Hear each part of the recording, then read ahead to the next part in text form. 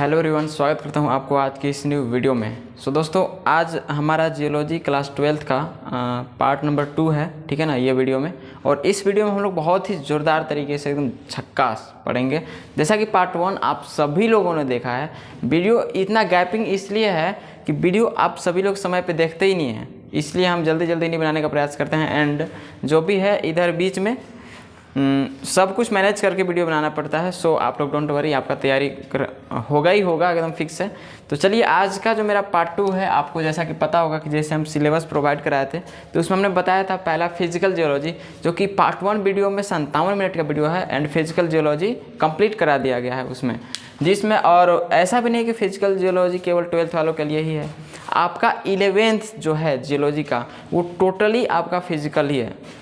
अर्थात जो 11th में होंगे वो उस वीडियो को ही देख लें, आपका फाइनल हो जाएगा। एंड चलिए, आज हमको पढ़ना है स्ट्रक्चरल जियोलॉजी, जिसको संरचनात्मक भूविज्ञान कहते हैं। क्या कहते हैं? संरचनात्मक भूविज्ञान। ठीक है, एकदम आप तैयारी के साथ बैठें। एंड बहुत लोग नोट्स PDF मांग रहे हैं, तो आप उसके लिए टेंशन ना रहें। जब आपका एग्ज़ाम टाइम आएगा जैसे जैसे नज़दीक, तो हम वो प्रोवाइड कराते चलेंगे। वो भी काम प्रोसेस में है, सब कुछ बन रहा है, ठीक है, ये चीज़ एग्ज़ाम के समय। और अभी आपको क्या करना है, एक पेन कॉपी आराम से लेकर बैठना है। एंड जो जो चीज़ें हम बताएंगे, अगर आपको लगता है कि नोट्स करने लायक है तो आप उसे नोट्स कर सकते हैं। एंड हम तो आगे चलेंगे, ठीक है। चलिए, जो मेरा आज सबसे पहला जो टॉपिक है, उसे हम लोग टेक्टोनिक फोर्स कहते हैं। इसे दोस्तों बोलते हैं विवर्तनिकी। क्या बोलते हैं? विवर्तनिकी। विवर्तनिकी भूविज्ञान आपको 11th में पढ़ाए हैं, यहाँ भी आप देख लीजिए। विवर्तनिकी भूविज्ञान, टेक्टोनिक्स प्लेट्स। प्लेट्स के बारे में आप लोगों ने सुना होगा। प्लेट्स किसे कहेंगे, है ना? प्लेट्स किसे कहेंगे? इतनी बड़ी धरती है तो आपको बोला जाता है कि जो धरती है वो किस चीज़ से मिलकर बनी है? प्लेटों से मिलकर बनी होती है। तो आप खुद सोचिए कि प्लेट हम किसे बोलेंगे? प्लेट क्या हो सकता है ना? प्लेट क्या हो सकता है? तो यहाँ पे आप जैसे ही सोचते हैं तो क्या होता है, जियोलॉजी कहता है, या आप प्लेट मतलब खाने की थाली भी आपको नहीं सोचना है। एंड जो भी प्लेट है, छोटा मोटा ये चीज़ नहीं सोचना है। प्लेट मीन्स होता है एक बड़ा सा भूखंड। क्या होता है? भूखंड। जैसे आपने पूरे विश्व में आप लोगों ने महाद्वीपों के बारे में सुना होगा, है ना? महाद्वीप में जो भी महादेश हैं उनके अंतर्गत जितने भी देश आते हैं, उन सभी देश को डिवाइड किया गया है। अब आप ऐसा भी सुने होंगे कि जो देश है उसे कई स्टेट्स में विभक्त किया जाता है, बांटा जाता है। फॉर एग्जांपल आप इंडिया को ही ले लीजिए, आपका टोटल 28 राज्य 29 राज्य, ये सभी कुछ विभक्त किया जाता है। किस आधार पे? भूखंडों के आधार पे, है ना? किस आधार पे? भूखंडों के आधार पे। कभी कभार ऐसा होता है, प्लेट्स में समझा रहा हूँ, ध्यान दीजिएगा, कि जिस कैटेगरी का वो जगह है उसे उसी कैटेगरी का मतलब उस भूखंड का नाम दे दिया जाता है। फॉर एग्जांपल आप अगर झारखंड आप लोगों ने, आप सोचिएगा कि झारखंड को किस चीज़ से नाम पड़ा, तो झार प्लस खंड। झार मीन्स जंगल झाड़ी, आप सभी लोग जानते हैं। एंड खंड मीन्स क्या हुआ? भूखंड का टुकड़ा हुआ। मतलब कि ये क्या हुआ? धरती का टुकड़ा, ठीक है। इसे क्या बोलेंगे? मतलब खंड मीन्स हो गया कि ऐसा जगह जहाँ पे जंगल झाड़ी हो, उसे क्या बोलेंगे हम लोग? झारखंड बोलेंगे। हमारा झारखंड इज ग्रेट। समझ में आ गया ना? यहाँ पे पहले आपको मैं नॉलेज के लिए बता दूँ, झारखंड पहले तो बिहार था। झारखंड प्लस बिहार मिलकर एक ही बोला जाता था। इनको सभी को क्या बोला जाता था? बिहार बोला जाता था। जो कि 15 नवंबर 2000 ईस्वी को ये अलग हुआ। ये चीज़ हुआ, समझ गए? एक तरीके से जीके भी हुआ। तो अब आपसे हम पूछें कि व्हाट इज प्लेट, तो आप क्या बताइएगा? आप क्या बताइएगा कि प्लेट क्या है? तो एक बड़ा सा भूखंड है, बिगेस्ट अर्थ पार्ट। समझ में आ गया? इसे हम लोग क्या बोल देंगे? टेक्टोनिक फोर्स नहीं बोलेंगे, पहले हम लोग उसे प्लेट बोलेंगे। क्या बोलेंगे दोस्तों? प्लेट बोलेंगे। अब यहाँ पे है कि विवर्तनिकी टेक्टोनिक फोर्स हम लोग किसे बोलेंगे? अब आप ध्यान देना, यहाँ पे एक एक चीज़ों को समझना है आपको, ठीक है। मैं इसे मिटा देता हूँ। आप देखिएगा, अभी आपको प्लेट समझ में आया कि प्लेट क्या होता है दोस्तों? एक बड़ा सा भूखंड होता है, ठीक है। तो अब हम लोग थोड़ा सा बात कर लेते हैं कि जिस प्रकार से हम लोग जियोलॉजी पढ़ते हैं, तो जियोलॉजी पढ़ने का जियोलॉजी में हमें पढ़ना है पृथ्वी। क्या पढ़ना है? पृथ्वी। तो इसका कोई न कोई पृथ्वी पढ़ रहे हैं तो इसका कोई न कोई तो सब्जेक्ट मैटर होगा, अर्थात विषय वस्तु होगा। तो विषय वस्तु में हमें क्या है, हमें पृथ्वी के हिस्ट्री यहाँ पे पढ़ना है, अर्थात इतिहास पढ़ना है। क्या पढ़ना है, पृथ्वी का हिस्ट्री पढ़ना है। एंड नेक्स्ट लेवल से हमें पढ़ना है, मतलब कि पृथ्वी का हिस्ट्री अब कोई कहावत कोई कहानी के माध्यम से हमें नहीं पढ़ना है। ये हिस्ट्री हमें साइंटिफिक तरीके से पढ़ना है, साइंस के अनुसार पढ़ना है। तब हम लोग जियोलॉजी पढ़ते हैं, अर्थात जियोलॉजी का सब्जेक्ट मैटर पृथ्वी का हिस्ट्री हो गया, उसके संरचना हो गया। हाँ, हिस्ट्री संरचना में सारा कुछ आ गया कि संरचना किस चीज़ से हुआ, क्या है क्या नहीं, मतलब अलग अलग चैप्टर्स में उसको डिवाइड किया गया है, ठीक है ना, ये चीज़ हो गया। एंड दोस्तों अब हम लोग नेक्स्ट अगर सोचें, आप ध्यान देना यहाँ पे एक चीज़ों को समझना। अगर हम बात करें प्लेट्स की तो प्लेट्स एक से अधिक भूखंड, तो क्या बोल देंगे, प्लेट्स मतलब कि प्लेटों की संख्या अधिक होती जा रही है। अब यहाँ पे देखिए कि बताया जाता है, हमें भूगोल भी कहता है और जियोलॉजी भी कहता है कि पृथ्वी की संरचना प्लेटों से मिलकर बनी हुई है, मतलब कि हुई है, ठीक है ना। तो अब आप ध्यान देना यहाँ पे कि अगर ये प्लेट से इसकी संरचना हुई है तो इन प्लेटों के बारे में हमें स्टडी करना होगा। ध्यान दीजिएगा, डेफिनेशन में बोलने वाला हूँ। Study of plates is called tectonic, मात्र टेक्टोनिक, ओनली टेक्टोनिक, ठीक है ना। मतलब इन प्लेटों का अगर हम एक एक करके स्टडी करें तो उसे हम लोग टेक्टोनिक जियोलॉजी कहते हैं। क्या कहेंगे, टेक्टोनिक जियोलॉजी। अब देखिए एक एक चीज़ों को आपको यहाँ पे ध्यान देना है कि यहाँ तो समझ में आ गया कि अब क्या बोलेंगे, जैसे कि उसमें आता था कोई मान लीजिए भूखंड है, तो मान लीजिए झारखंड एक भूखंड है, तो झारखंड, और ये भूखंड आपका जो प्लेट्स हैं ये 100 से 200 किलोमीटर तक लंबा भी हो सकते हैं, चौड़ा भी हो सकते हैं, ठीक है। तो झारखंड का, और आजकल फ़िलहाल मैं रांची गया था, इसलिए बीच में जो गैपिंग था ना उसी की वजह से, तो मैंने एक चीज़ देखा। ऐसे तो मैं कई बार गया हूँ, बट आपसे यही एक रिक्वेस्ट है कि आप जब भी कहीं पर भी ट्रैवल कीजिए तो आप अगर जियोलॉजी का स्टूडेंट हैं तो आप एक काम कीजिए, जो भी चीज़ें आपको नज़र आती है उसे आप केवल एंजॉय करने के लिए या मन को शांत रखने के लिए उसका अवलोकन मत कीजिए, मतलब कि वो कोई इस तरीके से कीजिए, साइंस के नज़रिए से देखिए, आपको बहुत कुछ देखने को मिलेगा जो कि आपको जियोलॉजी में सीख मिल जाता है। मैं यहाँ पढ़ाऊँगा ना, जो पढ़ाऊँगा वो क्लियर आपको वहाँ पे देखने को मिल सकता है। तो आपको क्या करना है, कहीं पर भी आप घूमने जाइए, अपने घरों के आसपास खेत जो भी होता है ना, खेतों में भी, उसमें हम देखते हैं बड़े बड़े वो सब अपक्षय पर्दन का बहुत सारा रीजन है जो कि जियोलॉजी के अंतर्गत आता है। सेम वैसा ही बहुत सी मैंने देखा, कोयला खदान देखा, बहुत कुछ देखा। तो उन सभी चीज़ों में हमें ये समझ में आया कि जो भी चीज़ें हैं ना, प्लेट्स सभी का स्टडी, जियोलॉजी का स्टडी, टोटल चीज़ सब्जेक्ट मैटर, अब समझ में आता है कि कैसे कोई चीज़ उत्पन्न होता है। और एक चीज़ मैं आपको बता दूं, जो चीज़ आप यहाँ स्क्रीन पर देखकर पढ़ोगे ना, स्क्रीन पर देखकर पढ़ोगे, वो चीज़ आप अवलोकन करके प्रैक्टिकली बहुत अच्छे से सीख सकते हो, ठीक है। तो चलो नेक्स्ट हम लोग पढ़ते हैं टेक्टोनिक फोर्स, हम लोग पढ़ लेते हैं। अब बताइएगा फोर्स क्या है। आप लोगों ने भूकंप और ज्वालामुखी का तो नाम सुना ही होगा, उसमें भी बताया जाता है कि अगर जैसे ही प्लेटों में किसी भी प्रकार की कोई हलचल उत्पन्न होती है तो उसे भूकंप कहते हैं। अब जो मान लीजिए कि हलचल उत्पन्न कैसे होगा, ये सब हमें प्लेट्स में पढ़ना था। तो मान लो कि एक बड़ा सा ये भूखंड है, ये भी एक भूखंड है, ये भी एक भूखंड है। फॉर एग्जाम्पल मैं ऐसे ही समझा रहा हूँ, ये भी एक भूखंड और ये भी एक भूखंड। अब आपको एक चीज़ ध्यान देना है कि मान लीजिए झारखंड, बिहार, राजस्थान, गुजरात जो भी हो, ये ऐसे हम लोग मतलब बोल सकते हैं। अब देखिएगा यहाँ पे, अब ऐसे भी डिवाइडेड किया गया है कि मान लीजिए प्लेट्स के आधार पर कि सिलिकॉन राजस्थान है तो उसे बालू का मरुस्थलीय एरिया बता दिया गया, मतलब ऐसा ही है, सभी कुछ का एरिया के हिसाब से उसे बांट दिया गया है, ठीक है ना, इस टाइप से। अब देखो कि प्लेट नंबर 1 2 3 4 5 हम लोग यहाँ पे दे दे रहे हैं।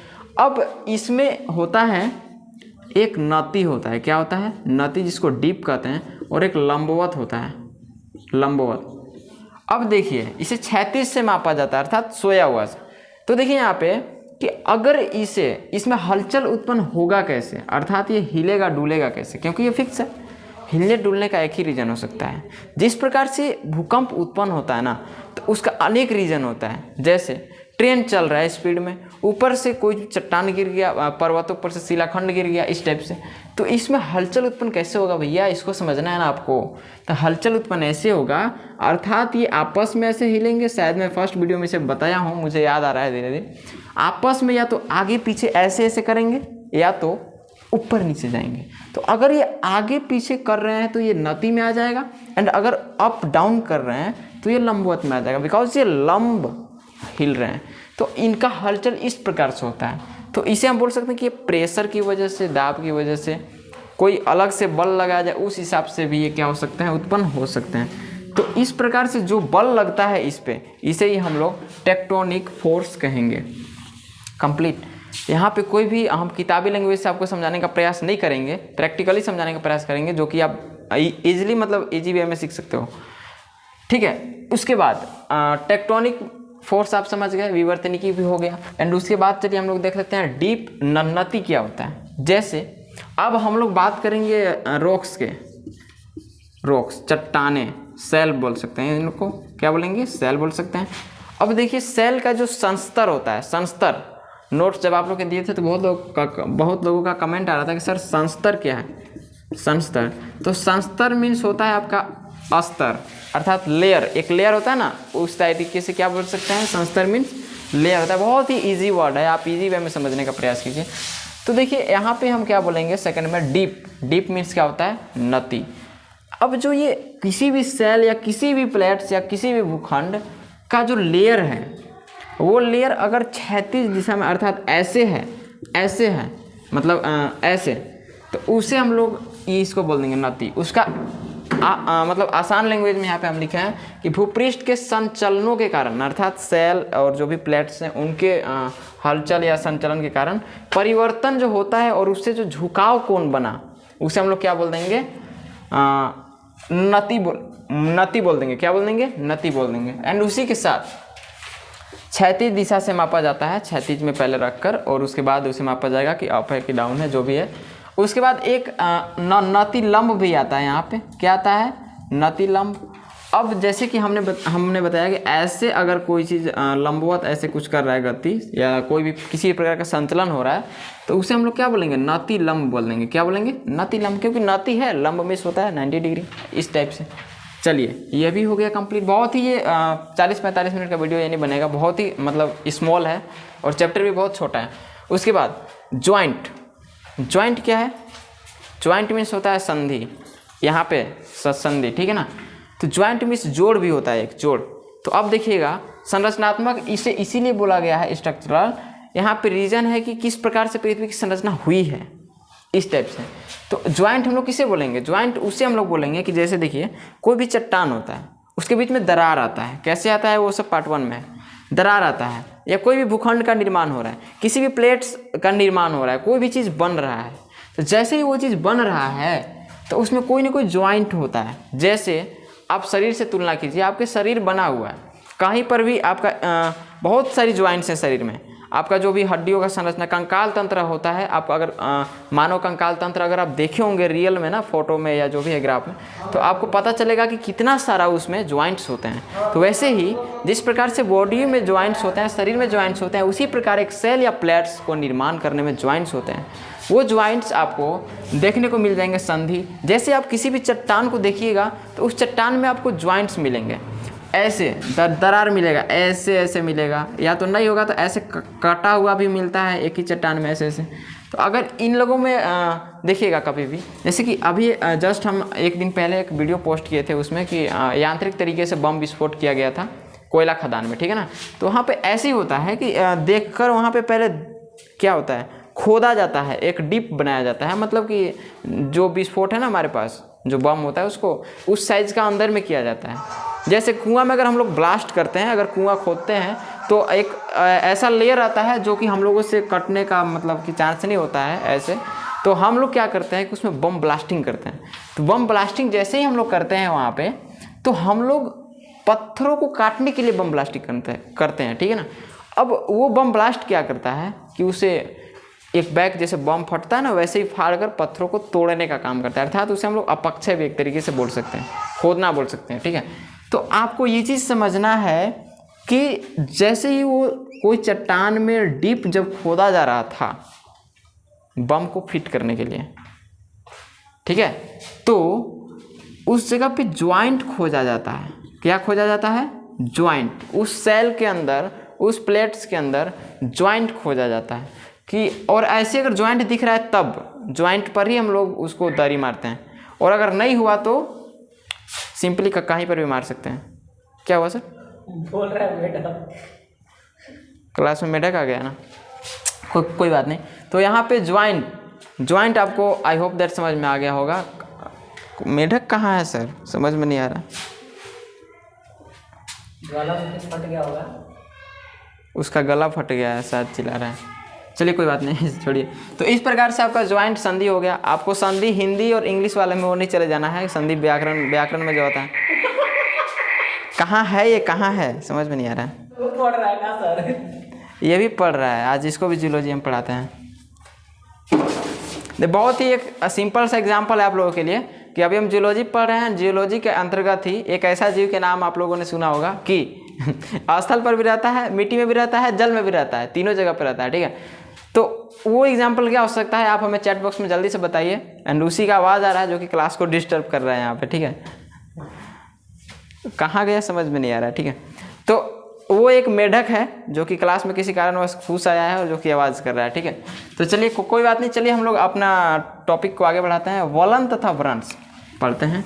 वलन तथा व्रंश क्या है? आई होप दैट आपको ज्वाइंट समझ में आ गया होगा, संधि समझ गए होंगे आप। अब पढ़ते हैं वलन तथा व्रंश। देखिए ये जो है ना बिल्कुल रॉक्स पे गया है, रॉक्स। केवल इसमें सेल के बारे में हमें पढ़ना है, वलन तथा व्रंश। कहीं पे कोई एग्जाम्पल नहीं चाहिए। देखिए वलन किसे हम लोग बोलेंगे, तो भाई साहब वलन एक ऐसी चीज़ है जैसे कोई चट्टान में दरार उत्पन्न होता है तो एक शेप बन जाता है। क्या बनता है? शेप बन जाता है, अर्थात आकार बन जाता है।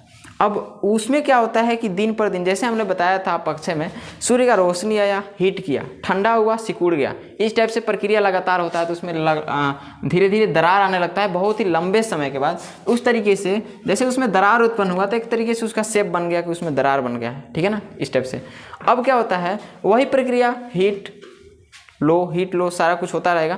तो एक समय बाद वो शेप एक दूसरे के पास मुड़ने लगेगा। जैसे ये डस्टर था, इसके बीच में मान लीजिए ये दरार हो गया है। देखिए यहाँ पे ये वाला जो आप देख पा रहे होंगे, ये एक लेयर था जो कि एक लेयर है, एक लेयर खत्म हो गया है, बीच में से दरार हो गया। तो ये मान लीजिए कि सेम प्रोसेस हो रहा है। एक समय बाद ये ऐसे मुड़ जाएगा, ऐसे मुड़ जाएगा, या तो ऐसे भी मुड़ सकता है, ऐसे भी मुड़ सकता है ना, इस टाइप से हो सकता है। जैसे मान लीजिए कि यहाँ पे हमारा डस्टर था और यहाँ पे क्या है, एक शेप जगह बन गया, इस टाइप से डस्टर था मेरा, ठीक है ना। हाँ, इस टाइप से इसको हम डस्टर बना लेते हैं। यहाँ पर भी कट चुका है, छोटा सा दरार आ चुका है, सेम प्रोसेस हो रहा है। तो ये क्या करेगा कि धीरे धीरे इधर मुड़ेगा और ये क्या करेगा, धीरे धीरे इधर, अर्थात ऐसे हो जाएगा दोनों, ऐसे। समझ रहे हैं मेरी बातों को, ठीक है। तो इस टाइप से अगर कोई भी चीज़, मतलब वलन का सिंपल सी परिभाषा देंगे, बुक में बहुत ही घुमा फिरा कर दिया हुआ रहता है, जो कि बहुत लोग नोट्स प्रोवाइड भी करा दिए थे एग्ज़ाम टाइम में। बहुत लोग एक्स्ट्रा हम देखे थे, जितने भी अदर्स चैनल वाले थे उन लोग का। जो मेरा नोट्स था ना एकदम सिंपल भाषा में, अपने भाषा में था, बट दूसरे लोग वो किए थे।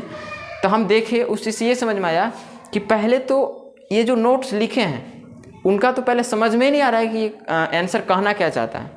तो मैं आपको बता दूं सिंपल वे में वलन का परिभाषा क्या होगा।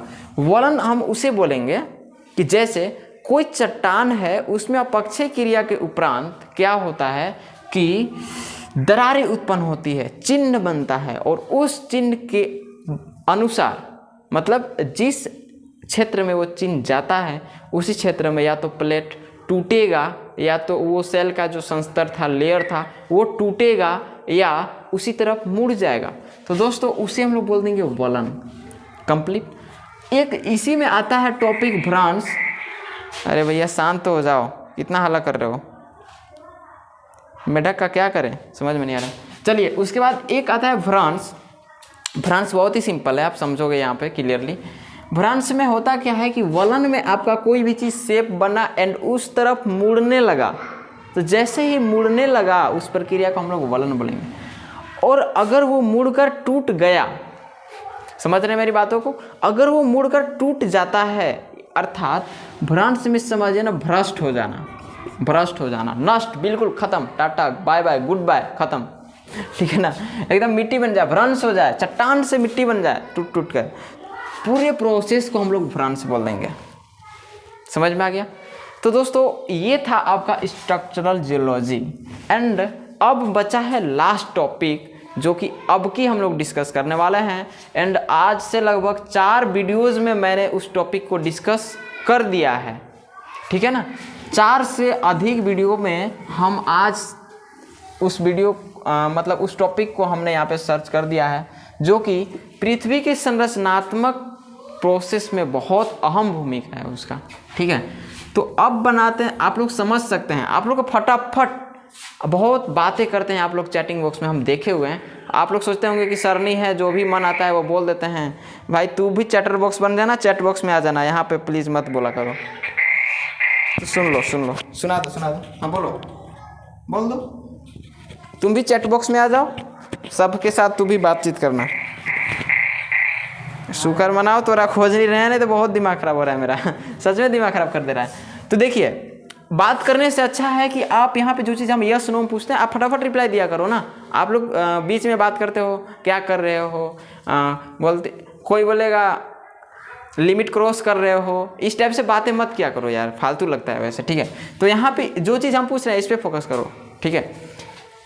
3 लेयर आपका होता है धरती का, शायद आपको पता होगा, एंड हम बहुत बार इसको बता चुके हैं। पहले वालों को तो सियाल कहते हैं। इसमें दोस्तों सिलिकॉन और एल्यूमिनियम का अधिकता पाई जाती है, एल्यूमिनियम का अधिकता पाई जाती है। मतलब कि सियाल नाम इसे क्यों पड़ा, इसको ऊपर की भाषा में इधर जियोलॉजी में परपट्टी बोला जाता है। क्या बोलते हैं? परपट्टी, जिसको भूपृष्ठ कहते हैं। ऊपरी भूपृष्ठ को परपट्टी, भूपरपट्टी कहा जाता है। एंड इसका जियोलॉजिकल नाम है सियाल, ठीक है ना, सियाल। तो सियाल ऐसे ही नाम नहीं पड़ा है। इस SI का मतलब है सिलिकॉन और इस AL का मतलब है एल्यूमिनियम। तो जो पृथ्वी का 3 लेयर है, पहले वाले को परपट्टी बोलेंगे एंड इसको सियाल बोलते हैं। सियाल में 3 पार्ट होता है, सिलिकॉन और एल्यूमिनियम। एंड दोस्तों सेकंड को हम लोग बोलते हैं मेंटल। क्या बोलते हैं? मेंटल। इसमें आपका सीमा होता है। क्या होता है? सीमा, जिसमें SI से आपका हो गया सिलिकॉन, है ना, SI से हो गया सिलिकॉन एंड MS हो गया मैग्नीशियम, Mg बोल देते हैं हम लोग डायरेक्ट, ठीक है ना। ये होता है आपका अम्लीय माध्यम में ज़्यादा होता है। क्या होता है? अम्लीय होता है। और जो सेकंड पार्ट है ये आपका बेस होता है, अर्थात ये क्षारीय माध्यम में होता है, ठीक है। बेस मीडियम ये होता है, सबसे ज़्यादा मोस्टली ये होता है। एंड दोस्तों जो नेक्स्ट है उसको तो हम लोग क्रोड बोलते हैं, इसे हम लोग कोर भी बोल सकते हैं एक तरीके से। एंड लास्ट पार्ट भी हम लोग अर्थ का बोल सकते हैं, मतलब लास्ट भाग। इसमें दोस्तों होता है हमारा क्या, सियाल हो गया, सीमा हो गया, एंड इसको हम लोग नीफे बोलते हैं। क्या बोलते हैं? नीफे, जिसमें निकेल और फेरस की अधिकता पाई जाती है। यह बहुत ही कठोर है। बहुत लोगों का कमेंट आ रहा था कि सर इसका और इसका दूरी तो है, इसका भी सीमा है, और कितना है अभी आप लोग तुरंत बताना। परपट्टी और बेस के बीच की दूरी कितनी है, बेस और क्रोड के बीच में दूरी कितनी है, इसको मैं नहीं बताऊंगा, अभी जस्ट तुम लोग बताओगे यहाँ पे चैटिंग बॉक्स में, ठीक है। एंड उसके बाद नीफे का full form nickel and ferrous होता है, आप सभी को पता है। एंड इसकी कोई उतनी लास्ट सीमा नहीं है, अनलिमिटेड है, ठीक है ना, इतना भी जा सकता है। अब उसे हम लोग अंदाजा कैसे लगाएंगे? पृथ्वी की टोटल मास से एंड टोटल क्षेत्रफल से, जो कि क्षेत्रफल हम लोग क्लियर नहीं बता सकते हैं क्योंकि जलीय क्षेत्रफल अलग है और स्थलीय क्षेत्रफल हम लोग ज्ञात कर सकते हैं, ये चीज़, ठीक है। आई होप दैट आपको ये संरचना समझ में आ गया होगा। एंड इसी के साथ साथ अब हम लोग का कुछ बच नहीं रहा है उतना। एंड उसके बाद जो मेरा नेक्स्ट टॉपिक है वो है खनिज की। क्या है? खनिज की, जो कि आपके हम लोग खनिज पढ़ेंगे। और खनिज का सीरीज मेरे देखने से 7 से 8 सीरीज आएंगे उसमें, 7 से 8 पार्ट में। मतलब आप इतना समझिए कि जितना खनिज आप केमिस्ट्री में नहीं पढ़ाई किए होंगे ना, उससे कई गुना हम लोग यहाँ पे पढ़ेंगे जियोलॉजी में। क्योंकि खनिज जो हम लोग प्राप्त करते हैं वो धरती से ही प्राप्त करते हैं, तो यहाँ पे हमें खनिज को बहुत ही विस्तार तरीके से पढ़ना है। तो मुझे विश्वास है एंड आशा है कि आप सभी लोग सभी वीडियोस को फॉलो करोगे। एंड हम लोग नेक्स्ट डे उसी को पढ़ेंगे, टोटल खनिज की को हम लोग ख़त्म करेंगे। टोटल उसमें मैं बता दूँ, आप सिलेबस खोल कर देखना, लिंक डिस्क्रिप्शन में है। बहुत सारे पार्ट्स में उसको मैं सिलेबस आपको प्रोवाइड कराया हूँ, जो कि सभी को पढ़ना अत्यंत महत्वपूर्ण है। मैं आपको पहले भी बताया हूँ कि जो खनिज है दोस्तों, खनिज से 55% आपको सवाल पूछेगा, 50% आप बोल सकते हो, 50% मतलब 50% आपका खनिज से केवल क्वेश्चन रहेगा। एंड जो सेल है, अभी तो मैंने सेल पढ़ाया ही नहीं है ना, सेल का कितना पार्ट्स कुछ भी नहीं पढ़ाए हैं अभी तक। अभी तो ये सब जो कि 11th में था, जो कि यहाँ पे पूछता है, तो उसी चीज़ को मैंने यहाँ पर डिटेल करने की कोशिश किया। सेल से आपका 45% पूछ देगा, बच गया 5%, 95 हुआ ना, यहाँ से इसको ऐड करेंगे तो बच गया 5%। एंड ये 5% आपका हम फाइनल करने वाले हैं। टोटल फिजिकल एंड स्ट्रक्चरल जो भी चीज़ें हैं, ये सभी से 5 ही पूछेगा, बाकी इन दोनों का हिस्सा है पूरे 12th जियोलॉजी में, सेल और खनिज विज्ञान का। ठीक है, तो मैं इन सभी चीज़ों को बहुत ही क्लियर आपके पास करने वाला हूँ। एंड आपके साथ साथ आज मेढक भी पढ़ लिया, इसके लिए अभी 2-4 लाइन बोलना होगा, बोल दीजिएगा। अभी तक जितने भी लोग हमारे क्लास को देखते हैं, जितने भी लोग कुछ कर रहे हैं, चैनल को सब्सक्राइब कर लीजिएगा एंड वीडियो को लाइक कर दीजिएगा, ठीक है ना। और अगर आप चाहते हैं कि आप दोस्त हैं तो दूसरे के पास शेयर कर दीजिएगा। मेरे पास अभी कॉल आता है, बोलता है कि सर एक मेरा दोस्त है जो कि आपका लिंक सेंड किया था, बहुत अच्छा लगता है। लेकिन कुछ दोस्त ऐसे होते हैं जिसको जलनखोर कहते हैं, जलते हैं, तो यहाँ से जलेगा और कहेगा कि हम पढ़ ही न रहे हैं, ओकरा बतिलावन जरूरी है। ऐसा नहीं करना है। आप भला कीजिएगा तो आपके साथ भी भलाई होगा, ठीक है ना। यही शुभकामनाओं के साथ मिलते हैं किसी न्यू वीडियो में, तब तक के लिए जय हिंद, वंदे मातरम।